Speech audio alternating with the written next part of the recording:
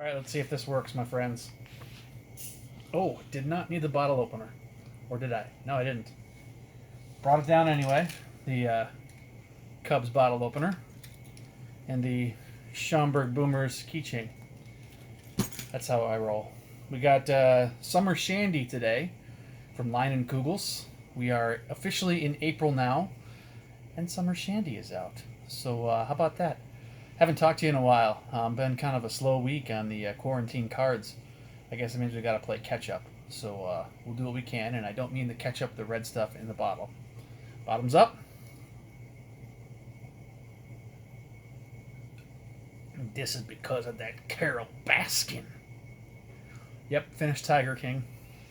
That was. I don't know how to describe it, to be honest with you, other than as I posted on my social media afterwards at TC Popcorn on Twitter, TC Popcorn on Instagram as well, and of course you can friend me on the Facebook realm. But I posted, I just finished it, and I think I want to watch more. Every day I'm like, why isn't there a second season of this? And for all those of you who are like, well, because it's over. Yeah, but if you listen to the producers, they have enough video to produce plenty more than just one season of work. So, my call to you, people who made Tiger King, we're all stuck here, right? Tiger King is something that has clearly gotten you all kinds of attention. It's gotten our dear friend Joe Exotic lots of attention. Put together season 2. You can do it quickly and get it out by the end of the quarantine. And we could have watched season 1 and season 2 during the quarantine period, because now we are holed up through the end of April.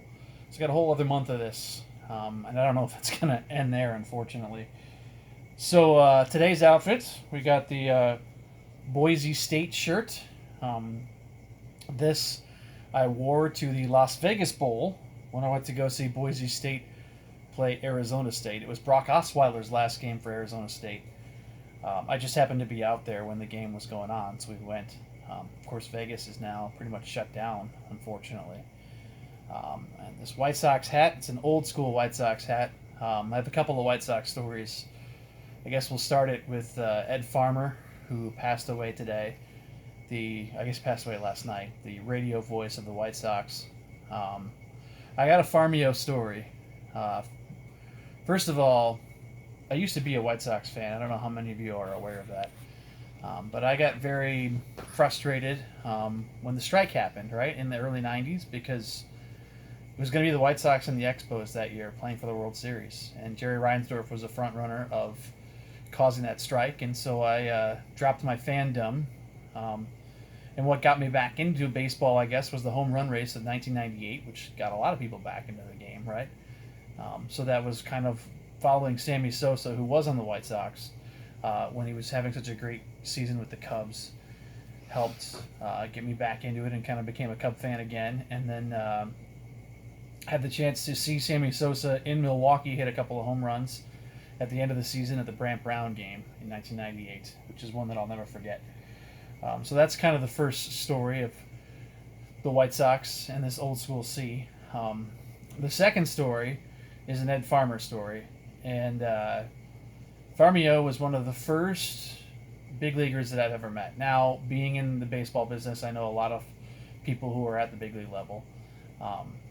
I was interning in Washington, D.C. in 1999, and I went to an Orioles-White Sox game, and my dad happened to know the traveling secretary of the Orioles.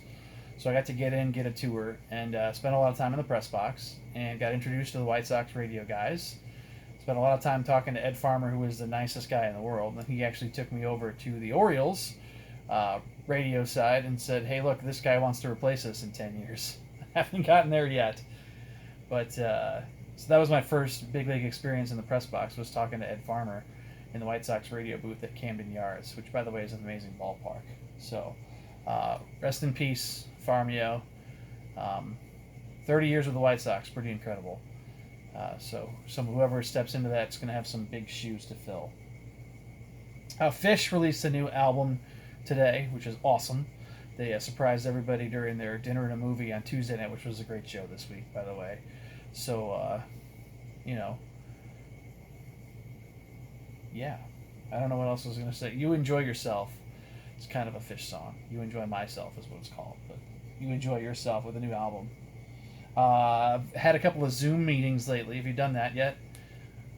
Buy stock in Netflix. Buy stock in Zoom, because Zoom meeting has to be so popular. I've actually read some stories about people hacking in to Zoom meetings. How about that? Pretty crazy. The Frontier League has officially announced the postponement of the start of their season. I guess the delay is the best word for it. Kind of became apparent with this most recent shelter-in-place order extending through April that starting the season on May 14th, which would have been the season opener, wasn't possible. Obviously, all eyes are on sports in general. I mean, everybody wants sports to kind of help get us back to a sense of normalcy. But the thing is, you don't want to rush into it. And so the Frontier League is taking the cautious approach, which you can understand. So what I've done, and I did this before this most recent extension, I'm kind of going through and finding some of the great Boomers games and trying to post them through my Twitter handle at TC Popcorn if you want to listen to them. The first one that I posted was the 2017 division clincher in Pennsylvania. And I'm working on finishing up the very first game in Schaumburg Boomers history, which I actually found as I've been doing some cleaning around the house here during this shelter in place. So that'll come out very shortly. Other than that, I think it's time for us to delve into what we're all here for, right? Quarantine cards. So, as always, I've got my Topps 2020 to start, opening day 2020, which who knows when it's going to be. And then I had some fun with that old school one from the other day. So we're going to go old school again with 1988 score. Take a few steps back from where we were to begin with. Let's start with Topps opening day 2020. Get some of today's stars, and we'll go from there. Open sesame.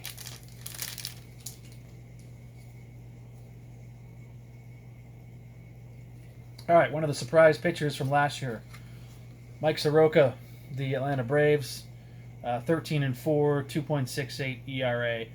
First pitcher in history to not allow as many as 2 earned runs in 11 of the first 13 career starts. That's really impressive. Strikeout king, Max Scherzer. You got to wonder how long his career is going to be able to continue at the route he's going. He's already showing some signs of fatigue and age a little bit. 11-7 with the Nationals last year, 2.92 ERA. 243 strikeouts and 172 in a third innings, though. He struck out 300 in 2018, which is incredible. Bo Bichette, I think I've pulled him before. Maybe not from the opening day version. Of course, he is the son of Dante. Set a Blue Jays record with 31 hits in his first 21 career games in the big leagues. I've talked about Toronto a lot and how I want to watch that team develop over the next couple of years. Here's another good young player down with the Miami Marlins, Garrett Cooper. The back of his card is very busy because it took him a while to reach the big leagues. Came up with the Yankees in 2017. With last year at the Marlins, he had 281, 15 homers and 50 RBIs. So he'll be a good middle of the order presence for the Marlins, and probably traded by the end of the season. Jacob deGrom with the New York Metropolitans. I believe we've had that card specifically as well. Here's a good one, Corey Seager, the Dodgers. 134 games last year, 44 doubles, hit 272. Didn't immediately hit his stride in 2019 following elbow and hip surgeries, but was in full rake mode by August. And I've talked a lot about opening day and some of these cool cards that they have. Here's the mascot of the Oakland A's. Quickly, do you know his name? It just says the Oakland A's mascot has 2 overriding passions, eating peanuts and giving high fives. The playful pachyderm gets to do both daily at Oakland Coliseum. Doesn't have a name, apparently. It's just the mascot for the Oakland A's. It's an elephant, which comes from Connie Mack. I don't know if you know that story or not. Let's continue. Score, 1988. This is the fun one today. We'll delve back into some more recent packs again coming up here in a bit. Trying to find some that don't have gum in them yet. When we get really bored in a couple of weeks, I'll break out some of the gum from the 1980s and some of those Topps packs. A friend of mine texted me a book called Wax Packs that's getting ready to come out, which should be pretty entertaining about following players that you find in an old pack of baseball cards. Ooh, this is a good way to start. This Score 1988. I pull a Hall of Famer, Ryan Sandberg. In 1987 with the Cubs, hit 294, 16 homers, and 59 RBIs. Still a young player at that point. Ryan is the finest all-around second baseman in the National League. He excels in the field, showing great range and a quick release. Sandberg. Boy, what a steal that was for the Cubs in a trade. Pat Tabler with the Cleveland Indians. Cubs in 81 and 82. Indians from 83 onward. Hit 11 homers, hit 307 for the Tribe in 1987. A control-type hitter with little power. So that's what I like about the back of these old cards. There's like a novel on every player. Jose Cruz. Don't know anything about him. Left fielder for the Astros. Apparently broken into the big leagues in 1970 with the Cardinals. Had over 2,300 games. It says Jose, long one of baseball's most underrated players and a mainstay of the Astros for 12 seasons, showed flashes of brilliance. Holds most of the team's career hitting records and has gone the longest in the National League without playing in a World Series. I imagine a lot of those records were broken, probably by Craig Biggio, if not Jeff Bagwell later on. Calvin Schiraldi, one of the great names. This is with the Red Sox in 1988. Not too much further from this point on, he would end up being traded to the Cubs. 62 games, 83 and 2/3, 4.41 ERA. A power pitcher with a devastating fastball and a hard slider. I wonder what a power pitcher was in 1988. 91, 92, right? Now you're talking about power pitchers being guys who can hit the triple digits. Milt Thompson with the Philadelphia Phillies. He would probably hit his stride as a member of the Cardinals. 150 games for the Phillies, hit 302 in 87 with 7 homers and 43 driven in. He spent 8 years in pro baseball prior to 87 with pieces of 3 seasons in the majors. His first full season for the Phillies as the starting center fielder and emerged as a quality hitter. Another guy I don't know anything about, Brian Fisher. Pirates pitcher. Looks like he was also with the Yankees. 37 games in 87. He was 11 and 9 with a 4.52 ERA. A reliever, all of his short major league career was made a starter in 87 and became an integral part of a young Pirate pitching staff. That was around the time when the Pirates started to hit their stride, right? Doug Drabeck, Barry Bonds, some guy named Bobby Bonilla, who's still getting paid by the Mets today. Pretty crazy. Holographic card. Ooh, like the sound effect there. This is, do you remember Great Moments in Baseball, Ebbets Field, October 5th, 1941? Obviously, I remember because I was born then.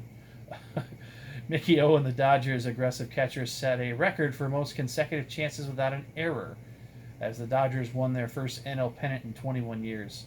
And then in the World Series, Dodgers led the Yankees 4-3 in the 9th inning. And, let's see, Casey wound up and threw the ball, swing and a miss, strike 3, ball bounced off of the mitt. Yankees ended up winning the game on a muffed third strike. So that's kind of the story behind what happened at Ebbets Field was, I guess, his inability. It's a very long story. Strike 3, but the ball bounced off the mitt. Batter raced towards first, retrieved the ball. Henrik was safe. Game wasn't over. Joe DiMaggio singled. Charlie Kelly doubled. Bill Dickey walked. Joe Gordon doubled. 400 runs before the inning was over. Yankees would end up winning the series. Sorry about it. Beverage break. Summer Shandy. Lion Kugels.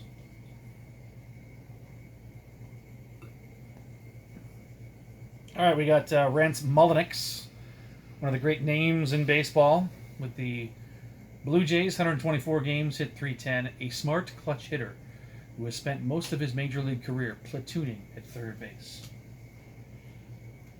Don Baylor. Do you know Don Baylor more as a player or as a manager?